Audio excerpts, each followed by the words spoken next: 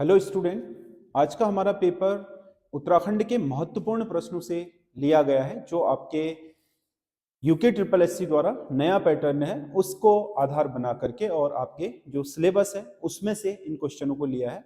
बहुत आपके महत्वपूर्ण क्वेश्चन है। आप इन्हें पहले खुद करके हमें बताइएगा कमेंट करके कि आपके कितने नंबर इस पेपर में बन पा रहे हैं। बाकी मैं इसको सॉल्व कर दे रहा हूँ। निम्नलिखित कत्यूरी राजाओं का सही कालक्रम होगा।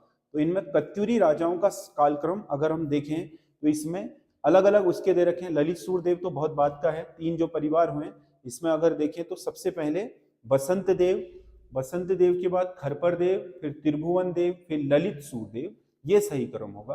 तो बी इसका सही आंसर है अगर इनके क्रम को देखें तो। इसमें अगर हम कत्यूर राजवंश के जो संबंधित जो राजा हैं उनको देखें तो कार्तिकेयपुर राजवंश मतलब कत्यूरों का जो पहले जो जोशीमठ से संचालित होता था कार्तिकेय राजवंश, उसमें तीन राजवंशों में तीन अलग अलग परिवारों के 14 शासकों ने शासन किया। प्रथम राजवंश में 4 थे। बसंत देव परिवार कहा जाता है। इसमें बसंत देव, खरपर देव, कल्याण देव और त्रिभुवन राज थे। तो यहाँ बसंत देव आपका पहले ही उसमें है। देखो ये 1 नंबर पर बसंत देव है। फिर उसके बाद द्वितीय राजवंश में 5 शासक हुए। इसमें 2 नंबर पर खरपर देव, 3 में त्रिभुवन राज और चौथे में ललित सूर्य। ये क्रम दिया गया। दूसरा परिवार निम्बरदेव परिवार कहा जाता है। इसमें 5 हुए हैं। निम्बरदेव, इष्टगण देव, ललित सूर्यदेव, भूदेव और सुजान देव। और फिर तीसरा राजवंश, तीसरा परिवार है, इसमें 5 हुए हैं। सलुणादित्य, इच्छर देव, इष्ट देसठ देव और परम देव सुभिक्षराज। ये आपका सुभिक्षराज देव ये आपके किसमें है? आपके सलुणादित्य परिवार में है। तो कुल मिला सलुणादित्य ये आपका परिवार है। ये इसमें इच्छर देव, देसठ देव, पदम देव, सुभिक्षराज देव और सलुणादित्य जो इस परिवार में आया। निम्बरदेव परिवार, बसंत देव और सलुणादित्य, टोटल 15 शासक, इसमें 14 शासक हुए हैं। तो उनमें सही क्रम जो आपको बताया हुआ है। अगला देखो, उत्तराखंड के इतिहास के बारे में निम्नलिखित कथनों पर विचार करें और सही कूट से सही उत्तर का चयन कीजिए। तो पहला कथन है, अल्मोड़ा के कालामाटी व मल्ला पैनाली नामक स्थान पर प्राग ऐतिहासिक काल के शैल चित्र प्राप्त हुए हैं। तो ये आपका जो 2 स्थल है ये आपके इसमें सही है। ये पहला, इसमें कालामाटी और मल्ला पैनाली दोनों ही स्थल अल्मोड़ा के हैं और प्राग ऐतिहासिक कुछ चीजें यहाँ से प्राप्त हुई हैं। आदि ऐतिहासिक काल की जानकारी का एकमात्र स्रोत पौराणिक ग्रंथ है।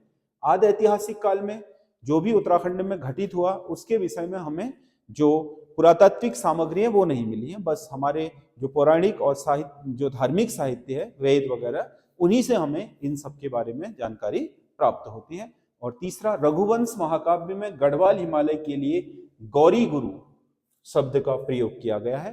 तो रघुवंश जो कालिदास का महाकाव्य है उसमें गौरी गुरु कहा गया हिमालय को, गढ़वाल हिमालय को। तो ये तीसरा भी सही है। तो ये तीनों ही फैक्ट सही है इसमें। तो 1, 2, 3 तीनों सही होंगे इसमें। मैंने इस क्वेश्चन पेपर को उसी तर्ज पर बनाया है जिस तर्ज पर आपका उत्तराखंड का ट्रिपल एससी आपके क्वेश्चन पूछता है। तो इसमें दूसरा है, उत्तराखंड में शासन करने वाली प्रथम राजनीतिक शक्ति कुनिंद थे। कथन ए, पहली राजनीतिक शक्ति उत्तराखंड में कुनिंद थे, ये आपको पता है, सत्य कथन है। दूसरा है कारण, इसकी जानकारी का स्रोत कुनिंद मुद्राएं हैं। कुनिंद मुद्राएं हैं क्योंकि कुनिंदू की जानकारी में सबसे महत्वपूर्ण स्रोत इनकी मुद्राएं हैं। तो बी भी सही है। लेकिन ये पहले थे, ये जानकारी भी किससे मिली हमें? कुनिंदू की मुद्राओं से मिली, क्योंकि इनसे हमें इनके समय पीरियड पता चल गया और जितने राजवंश से उनके साथ कंपैरिजन कर लिया हमने तात्कालिक, तो उससे पता चला कि कुनिंद ही उत्तराखंड में शासन करने वाली पहली राजनीतिक शक्ति थी। तो आर ए की व्याख्या भी करता है। ए और आर दोनों सही है और आर ए का सही स्पष्टीकरण भी है। दोनों सही है। स्पष्टीकरण कैसे है? इस वजह से क्योंकि इन्हीं से प्रूफ हुआ कि ये पहली राजनीतिक शक्ति थी। तो कत्यूर जो आपके कुनिंद राजवंश हैं उनके विषय में कुछ महत्वपूर्ण फैक्ट भी दिए हैं। देखो, ये कालसी लेख के अनुसार प्रारंभ में कुनिंद लोग मौर्यों के अधीन थे। मौर्यों के अधीन रहे होंगे तभी तो मौर्यों ने अपना कार्य कालसी अभिलेख इस क्षेत्र में स्थापित करवाया होगा। महाभारत में इस वंश का सबसे शक्तिशाली शासक अमोघ भूति हुआ, क्योंकि चांदी की सबसे ज्यादा सिक्के इसी के मिले हैं। समृद्ध रहा होगा, शक्तिशाली, तभी ऐसा कर पाया होगा। महाभारत में कुनिंदू को द्विज और कुनिंद नरेशु को द्विज श्रेष्ठ कहा गया है। ये भी आपका एक फैक्ट है। कुनिंदों के कुल देवता छत्रेश्वर हैं, जिन्हें भगवान शिव के रूप में पूजा जाता है। ये है तो कुनिंदों के विषय में कुछ महत्वपूर्ण जानकारियां जो उनकी मुद्राओं के आधार पर प्राप्त की गई हैं वो ये हैं। राज्य की पहली नेशनल कैडेट कोर प्रशिक्षण अकादमी कहाँ स्थापित की जाएगी? उत्तराखंड में पहली एनसीसी प्रशिक्षण अकादमी स्थापित की जा रही है पौड़ी गढ़वाल में, पौड़ी में, आपके पौड़ी जिले में। अगला क्वेश्चन है, देखो फिर कथन कारण है, उत्तराखंड देश का पहला राज्य है जिसने सकल पर्यावरण उत्पाद जीईपी ग्रॉस इन्वायरमेंटल प्रोडक्ट बनाया। सही है। राज्य सरकार इससे पर्यावरण का मूल्यांकन करती है, ये भी सही है। अब मूल्यांकन करती है इसलिए पहला है, ये इसका सही स्पष्टीकरण नहीं है, इसीलिए ए और आर दोनों सही होंगे पर स्पष्टीकरण नहीं होगा। पहला राज्य होने के पीछे ये वजह नहीं है, ए और आर दोनों सही है परंतु आर ए का स्पष्टीकरण नहीं है, तो इसका बी सही होगा। तो ये सकल पर्यावरण उत्पाद आपको पता है, जो उत्तराखंड की अनिल जोशी के द्वारा, इस पर्यावरणविद हैं जो अनिल जोशी, उनके द्वारा इस क्षेत्र में बहुत गहन प्रयास किया गया था और उन्हीं की जो संस्था है हेस्को, उसके प्रयासों से ही इसकी आपके उत्तराखंड सरकार ने इसकी शुरुआत करी है। तो इसमें जो पारिस्थितिक जो इसके तथ्य हैं, जीईपी में क्या कराया जाता है, ये पारिस्थितिकी स्थिति को मापने हेतु मूल्यांकन प्रणाली है कि हम लोगों ने कितना पारिस्थितिकी में इसको लाभ प्रदान पहुंचाने वाले पारिस्थितिक तत्व पैदा करे, प्रकृति को स्ट्रॉन्ग करने वाले, कितना नुकसान करा प्रकृति का अपने विकास में, ये सब का आकलन होता है। वैश्विक स्तर पर अमेरिकी अर्थशास्त्री रॉबर्ट कोस्टांजा को सकल पर्यावरण उत्पाद को पहचान दिलाने का श्रेय दिया जाता है। उत्तराखंड अपनी जैव विविधता के माध्यम से राष्ट्र को प्रतिवर्ष 95,112 करोड़ रुपए की सेवाएं उपलब्ध करा रहे हैं, जिसमें कार्बन क्रेडिट वगैरह सब शामिल होते हैं। और पारिस्थितिकी तंत्र सेवाओं का मूल्य वैश्विक सकल घरेलू उत्पाद से लगभग दोगुना है, इसलिए यह पर्यावरण के संरक्षण में मदद करेगा और जलवायु परिवर्तन के प्रभावों से बचाने में मदद करेगा। जितना हमारा सकल पर्यावरणीय उत्पाद ज्यादा होगा, हमारी क्षेत्र की पारिस्थितिकी उतनी ही स्ट्रांग होगी, जो आने वाले समय में हमारे क्षेत्र में जो आपके लगातार पर्यावरणीय संकट खड़े हो रहे हैं, आपदाएं आ रही हैं, उनको रोकने में मददगार होगा। इसीलिए इसे किया भी गया है कि हिमालय का स्वास्थ्य चेक होता रहे इसके माध्यम से कि हिमालय कितना स्वस्थ है, क्योंकि हिमालय रहेगा तो ये आपका क्षेत्र रहेगा। हिमालय केवल उत्तराखंड को प्रभावित नहीं करता, ये पूरे भारत को प्रभावित करता है, क्योंकि हिमालय की बर्फ ही वाटर टैंक है जिससे निकलने वाली नदियों से पूरा भारत सींचता है। हिमालय ही वो क्षेत्र है जहाँ पर हमारा दक्षिण पश्चिम मानसून टकरा करके पूरे उपमहाद्वीप में बारिश करता है।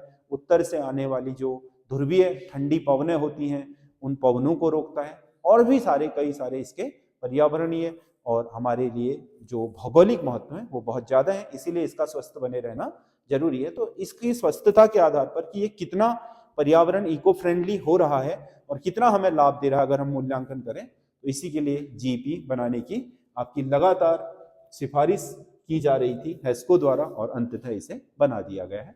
निम्नलिखित में से कौन सा एक स्थल Uttarakhand track of the year 2025 घोषित नहीं हुआ है? 2025 ट्रैक ऑफ द ईयर, इसमें गुलाबी कांठा है उत्तरकाशी का, ये हुआ है, चिनाब घाटी ये भी हुई है, और बनकटिया ग्लेशियर, ये संयुक्त रूप से हुए ये दोनों, तो ये दोनों ही नाम है।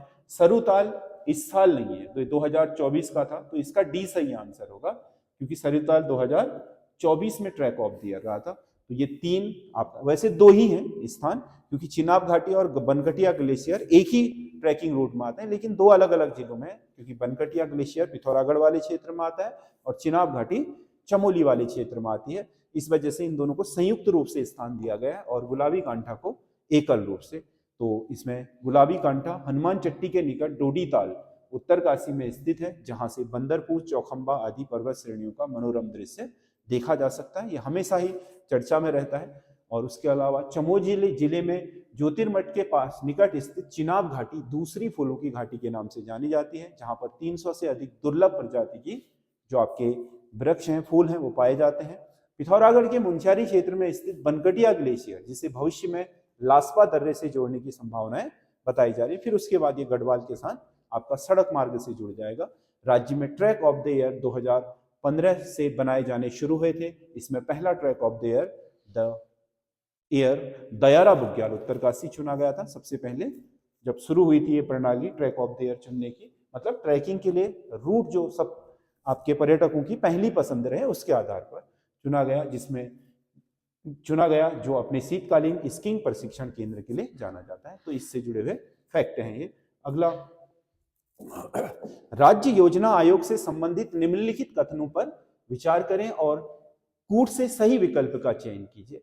राज्य योजना आयोग का गठन 21 मार्च 2001 को किया गया था, जिसका अध्यक्ष राज्य का मुख्यमंत्री होता है। बिल्कुल सही है, अगर राज्य योजना आयोग बन रहा है तो उसका अध्यक्ष कौन होता था? मुख्यमंत्री। उपाध्यक्ष कोई दूसरा व्यक्ति, मतलब नियोजन मंत्री उपाध्यक्ष होता था। एक्चुअल में नियोजन मंत्री का मंत्रालय भी मुख्यमंत्री ने ले रखा है, तब फिर अन्य स्थिति में अदर को बनाया जाता था, नहीं तो मुख्यमंत्री पदेन अध्यक्ष होगा, नियोजन मंत्री पदेन उपाध्यक्ष। और राज्य 21 मार्च 2001 को राज्य गठन के बाद यहाँ की योजनाओं को बनाने के लिए राज्य योजना आयोग का गठन कर दिया गया था। राज्य योजना आयोग के प्रथम उपाध्यक्ष भरत सिंह रावत थे, ये भी सही है। तो ये दोनों सही होंगे। नित्यानंद स्वामी पहले अध्यक्ष बने होंगे, मुख्यमंत्री थे वो, और भरत सिंह रावत पहले उपाध्यक्ष। तो 1 और 2 दोनों सही हैं। अब राज्य योजना से संबंधित कुछ महत्वपूर्ण तथ्य भी हैं योजना आयोग से संबंधित। वर्तमान में राज्य योजना आयोग को समाप्त कर दिया गया है, आपको पता है। इसके स्थान पर सेतु आयोग जैसे केंद्र में योजना आयोग को समाप्त करके नीति आयोग बना दिया गया, उसी की तर्ज पर राज्य में भी योजना आयोगों को समाप्त करके उन्हें नीति आयोग नाम दिया है। नीति आयोग का मतलब Setu Aayog, state institute for empowering and transforming Uttarakhand, Setu, इसको नाम दिया गया है। तो ये जो आपका है सेतु, ये है state empowering and transforming Uttarakhand, Setu Aayog नाम दिया गया। बाकी ढांचा लगभग वैसा ही है जैसा योजना आयोग का होता था। सेतु आयोग का गठन 2023 को नीति आयोग की तर्ज पर किया गया, मतलब जैसे केंद्र में योजना आयोग को रिप्लेस करके नीति आयोग बना, वैसे ही राज्य में योजना आयोग को रिप्लेस करके सेतु आयोग बना। इसके वर्तमान उपाध्यक्ष नियोजन मंत्री चंद्रशेखर जोशी हैं। अगला, यदि मुख्यमंत्री ही नियोजन मंत्री हो तो मुख्यमंत्री द्वारा किसी व्यक्ति को उपाध्यक्ष मनोनीत किया जाता है, क्योंकि मुख्यमंत्री एक से अधिक मंत्रालय भी लिए रहते हैं ना। हमारे उत्तराखंड के मुख्यमंत्री के पास तो बहुत सारे मंत्रालय हैं, शायद 30 से भी ज्यादा मंत्रालय हैं। राज्य आपदा प्रबंधन से संबंधित निम्नलिखित कथनों पर विचार कीजिए और सही विकल्प का चयन कीजिए। तो इसमें आपका उत्तराखंड आपदा प्रबंधन का गठन आपदा प्रबंधन अधिनियम 2005 के तहत किया गया। तो आपदा प्रबंधन अधिनियम 2005 जो आपका 1997 में जो जापान के संधाई फ्रेमवर्क हुआ था, जिसमें अंतरराष्ट्रीय स्तर पर सभी देशों के लिए एक नियोजित आपका आपदा प्रबंधन का ढांचा तैयार करने के लिए आपके संधि हुई थी, उसी के तहत वर्ष 2005 में भारत में पहला आपका आपदा प्रबंधन अधिनियम गठित किया गया, इसी के तहत हुई थी। हालांकि हमारे यहाँ पहले गठित हो चुका था यह आपदा प्रबंधन मंत्रालय, लेकिन बाद में इसी के तहत इसे रूलिंग किया जाता है। राज्य आपदा प्रबंधन प्राधिकरण का अध्यक्ष राज्यपाल होता है, गलत है। प्राधिकरण का अध्यक्ष राज्यपाल नहीं होता, मुख्यमंत्री होता है, तो ये गलत हो गया है। और राज्य सरकार ने ऑस्ट्रेलिया मॉडल की तर्ज पर इसका गठन किया है, ये भी सही है। तो इसमें 1 और 3 सही है, 2 गलत है, तो इसका बी सही आंसर होगा। अगला क्वेश्चन है, आपदा प्रबंधन से संबंधित मंत्रालय बनाने वाला देश का पहला राज्य उत्तराखंड है। राज्य स्तरीय आपदा संबंधी टोल फ्री नंबर अगर आप देखोगे तो राज्य स्तर पर अगर आपको आपदा के लिए शिकायत करनी है तो 1070 में कर दो, जिले में करनी है तो 1077 में कर दो, ये बनाया गया। आपदा से निपटने के लिए राज्य में एनडीआरएफ की तर्ज पर SDRF state disaster response force का गठन 9 अक्टूबर 2013 को केदारनाथ की आपदा के बाद किया गया था। उत्तराखंड देश का पहला राज्य है जिसने आपदा प्रबंधन के लिए ड्रोन फोर्स का गठन किया है।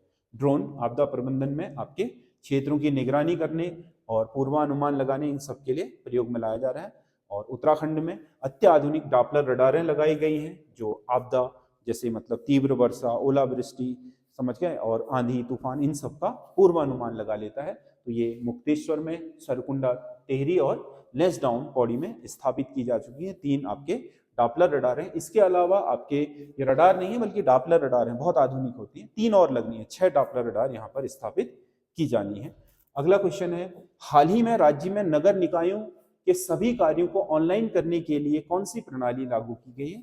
नगर निकाय के सारी कार्य जो नगरीय निकाय होते हैं, नगर पालिका, निगम और नगर पंचायत, तो उनके सभी कार्यों को संचालित करने के लिए जो ई गवर्नेंस प्रणाली शुरू की गई है उसे ई ऑफिस प्रणाली के नाम से जाना जाएगा। बाकी अगर आपको ऐसे ही क्वेश्चन पूरे 100 नंबर के फॉर्मेट में चाहिए, 20 Hindi, 40 Uttarakhand, 40 GK GS reasoning, तो आप हमारी ये टेस्ट सीरीज जो टेस्ट संयुक्त स्नातक स्तरीय परीक्षा टेस्ट सीरीज के नाम से हमने लॉन्च करी हुई है। ये हमारे ऐप एसएस स्टडी जो ऐप है, इसका लोगो ये है एसएस स्टडी करके, इसे आप प्ले स्टोर से डाउनलोड कर सकते हैं। बाकी इस टेस्ट सीरीज को आप इन सभी परीक्षाओं के लिए यूज कर सकते हैं। बाकी यही पैटर्न है, उसमें 20 पूरे आपके 100 नंबर के टेस्ट हैं, मात्र 250 रुपये में आप इसे वहां से परचेज कर सकते हैं। इससे संबंधित कोई क्वेरी हो तो आप इन दोनों नंबरों पर किसी में भी कॉल कर सकते हैं टेस्ट सीरीज लेने से संबंधित, क्योंकि जो ये ऐप है ये एंड्रॉयड में चलता है और इसमें ऐप अगर आपको किसी को iOS यानी कि आईफोन में चलाना हो तो उसके लिए अगर आप जानकारी चाहते हैं तो फ़ोन कर लें, या फिर आपको लैपटॉप में चलाना हो तो चल जाता है, लेकिन उसके लिए अलग से लिंक जनरेट करना पड़ता है, तो उसमें भी चल जाएगा।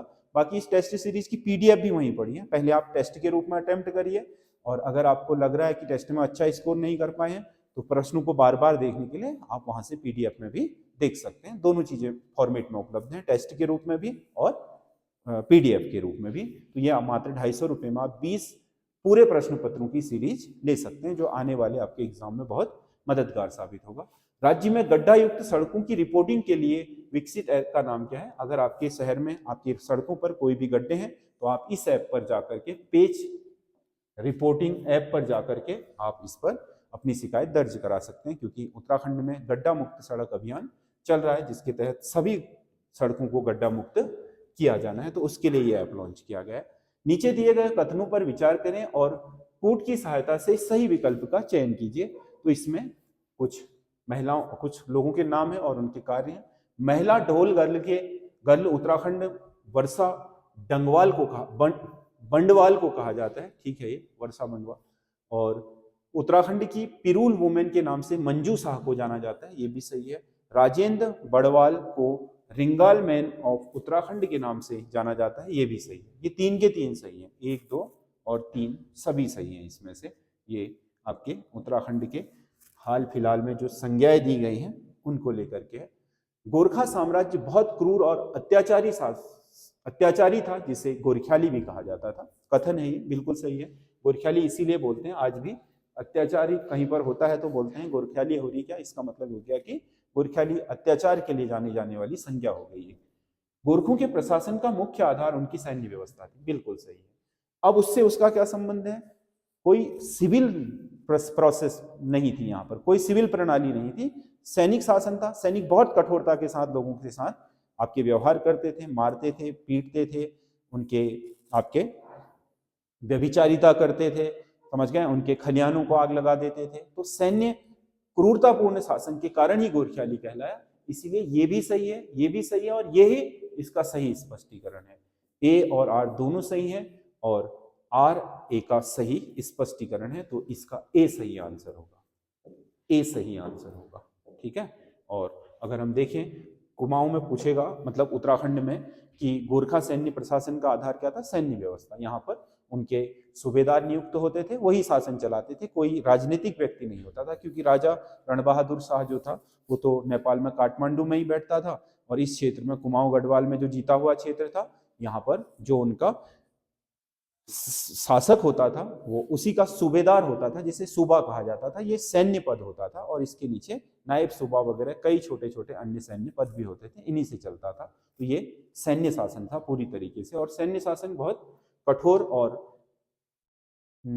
आपके जीवन में अनुशासन पूर्ण तरीके से चीजें करवाता है। तो जो सामान्य सिविल जीवन है उसमें इतना कठोर अनुशासन की आवश्यकता नहीं होती है, लोगों को फ्रीडम होनी चाहिए, जो गोरखा शासन में नहीं थी। अगला, राज्य विधानमंडल के संबंध में निम्नलिखित कथनों में से सत्य कथन का चयन करें।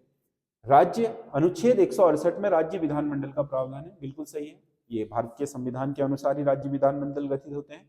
संविधान के भाग 6 में राज्य विधानमंडल से संबंधित अनुच्छेद है, ये भाग 6 ही है, भाग 6, जिसमें राज्यों की आपके कार्यपालिका, विधायिका और उसका वर्णन है, शासन, राज्यों का शासन। 5 में केंद्र, 4 में नीति निर्देशक तत्व, 3 में मौलिक अधिकार, 2 में नागरिकता और 1 में भारत और उसके राज्य क्षेत्र, तो 6 है।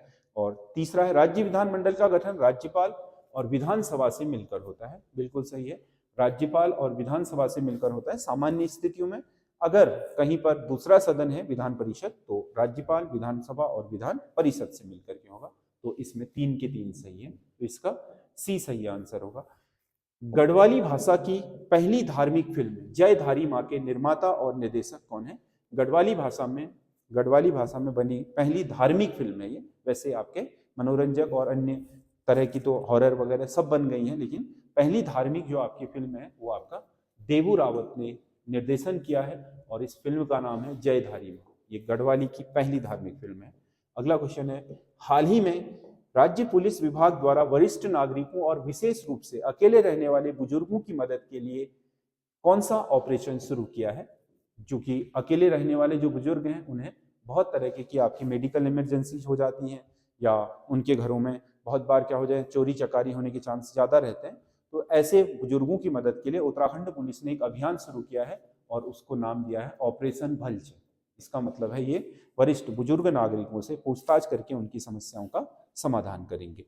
अगला क्वेश्चन है, 2023 में लॉन्च किया गया नंदी पोर्टल निम्नलिखित में से किससे संबंधित है? नंदी आपको पता है बैल है, तो पशु चिकित्सा दवा और टीकाकरण से संबंधित है उत्तराखंड का नंदी पोर्टल, जिसमें जाकर के आप आपके पशुओं के चिकित्साकरण और उनके विभिन्न तरह की दवाई टीके इनकी प्रबंधन करवा सकते हैं। निम्नलिखित में से कौन सा एक संस्थान अपने स्थान से सही सुमेलित नहीं है कह रहा है, तो इसमें जड़ी बूटी शोध संस्थान गोपेश्वर सही है, औषधि एवं सुगंधित पुष्प पौध संस्थान पंतनगर सी में सही है, रसायन विभाग एवं वनस्पतिक विभाग कुमाऊं ये नैनीताल में है यूनिवर्सिटी में, रसायन विभाग एवं वनस्पतिक विभाग गढ़वाल देहरादून में नहीं है, ये श्रीनगर में है, इसीलिए इसका क्या होगा देहरादून नहीं है, डी सही होगा। अगला क्वेश्चन है, मुख्यमंत्री घसियारी कल्याण योजना की शुरुआत अक्टूबर 2021 में किसके द्वारा की गई थी?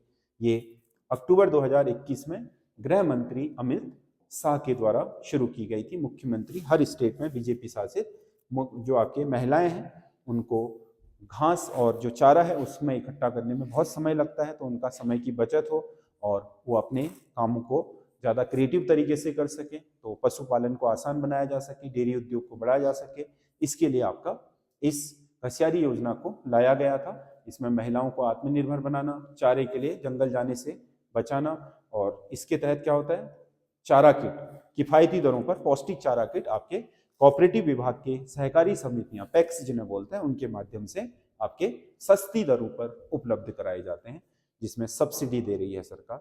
सुंदरलाल बहुगुणा को दिए गए पुरस्कारों में से कौन सा पुरस्कार सही सुमेलित नहीं है? राष्ट्रीय एकता पुरस्कार 1984 सही है, वृक्ष मानव पुरस्कार 1985 में दिया था, तो ये गलत हो गया है, ये गलत हो गया, तो इसी को हम सही कर लेते हैं। पद्मश्री 1981 में मिला था, लेकिन मैं लेने से इनकार कर दिया इन्होंने, क्योंकि उस समय आपका टिहरी बांध आंदोलन चल रहा था। पद्म विभूषण 2009 में मिला, तो ये इसके सही फैक्ट हैं, तो इसका सही आंसर ये वाला होगा, कौन सा वृक्ष मानव पुरस्कार 1999 में नहीं बल्कि 1985 में मिला था। इनका जन्म 1927 में टिहरी के मरोड़ा गांव में हुआ था, सुंदरलाल बहुगुणा का जन्म।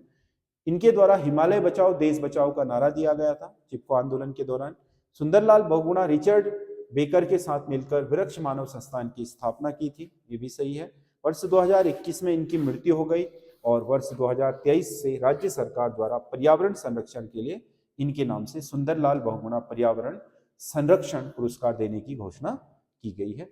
और अंतिम क्वेश्चन है, सूची 1 को सूची 2 से मिलाएं तथा नीचे दिए गए कोड के आधार पर सही विकल्प का चयन कीजिए। तो इसमें उत्तराखंड ग्राम्य विकास संस्थान आपके रुद्रपुर में है, उत्तराखंड न्यायिक एवं विधिक अकादमी भवाली में है नैनीताल के, राजीव गांधी साहसिक खेल अकादमी टिहरी झील में बनाई गई है, पीताम्बर बर्थवाल हिंदी अकादमी देहरादून में है। तो एक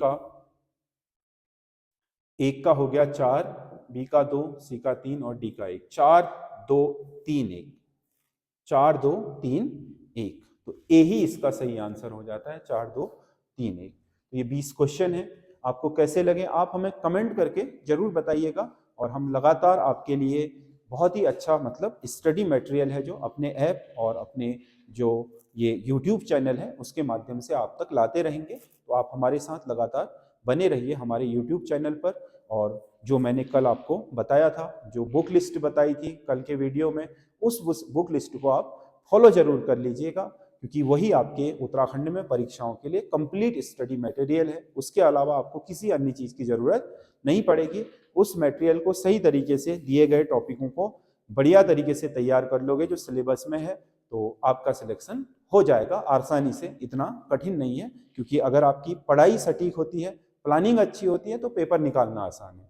अन्यथा हम पढ़ाई बहुत ज़्यादा करेंगे, प्लानिंग हमारी सही नहीं होगी और हमारे पास क्या सटीक चीज़ें नहीं होंगी, तो हमारे लिए बहुत पढ़ने के बाद, मेहनत करने के बाद भी सिलेक्शन पाना बहुत मुश्किल हो जाएगा, समय बहुत ज़्यादा लग जाएगा। इसीलिए आपको पढ़ाई भी करनी चाहिए और पढ़ाई को स्मार्ट तरीके से करना चाहिए। उसके लिए सबसे पहली शर्त यह है कि आपको सबसे पहले ये पता होना चाहिए परीक्षा कौन सी है और उस परीक्षा का सिलेबस क्या है, उस सिलेबस को पढ़ना कहाँ से है, तो उसके लिए मटेरियल कहाँ से आएगा और उसे किस तरीके से तैयार करना है, क्या आपका टाइम टेबल और उसके लिए प्लानिंग रहेगी।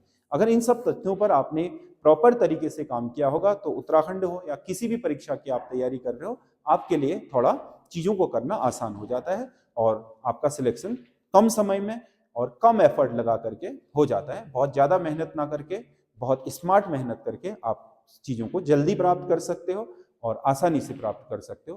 तो इसके लिए आप लोग हमारे पिछले वीडियो को देख करके देख लें कि आपको कौन कौन सी किताबें चाहिए। इतनी किताबें उत्तराखंड की, कोई कांस्टेबल की पढ़ाई करो या पीसीएस की तैयारी करो, इतनी किताबें आपको पूरी की पूरी चाहिए, इससे नीचे आपके नहीं होगा। इतना स्टडी मटेरियल आपके पास होना चाहिए। आप किसी भी बाजार से उठा करके, किसी वन लाइनर बुक को उठा करके रट्टा मार करके आप सिलेक्शन नहीं पा सकते हैं। आपके पास सारी चीजों का कॉम्बिनेशन होना चाहिए जो वर्तमान में पूछा जा रहा है, और जिस तरीके से पूछा जा रहा है उस तरीके से सॉल्व करने के लिए आपको लगातार ऐसे ही जो टेस्ट सीरीज है उन्हें ज्वाइन करना चाहिए, ताकि आप लोग उन टेस्ट सीरीजों में अपने आप को आजमा सको। क्योंकि जिस तरीके से क्वेश्चन हमने बना रखे हैं, इस तरीके से क्वेश्चन बनाने में कई बार स्टूडेंट क्या होता है, एक आध फैक्ट जानते हैं उसके बाद फंस जाते हैं। अगर इस तरीके से प्रश्न बनाने की आपकी क्या प्रश्न को सॉल्व करने की टेक्निक डेवलप हो गई, तो इसका मतलब यह है कि आपको सिलेबस पूरा करने में बहुत आसानी होगी। पढ़ाई भी आप उसी तरीके से अपनी स्ट्रेटजी चेंज करके करने लग जाते हैं। तो आप लोग इसको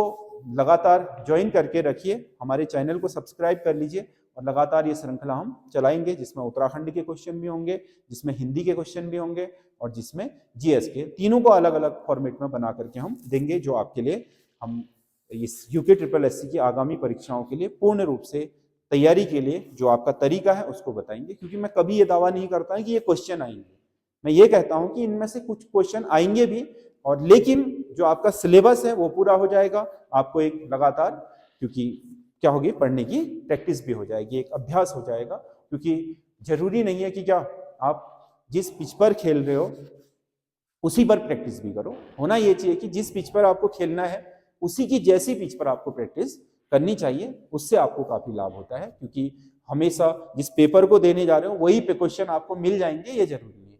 उस तरीके के क्वेश्चन मिलने शुरू हो गए तो सिलेबस कवर करना और अपने जो कमियां हैं उनको जल्दी से जल्दी ढूंढना और उनको फुलफिल करके, उनको पूरा करके अपनी तैयारी को बेहतर बनाना, ये अपनी रणनीति का बेहतरीन हिस्सा होता है। इसीलिए आप उस पर काम जरूर करें और उसी से आपको सफलता मिलेगी।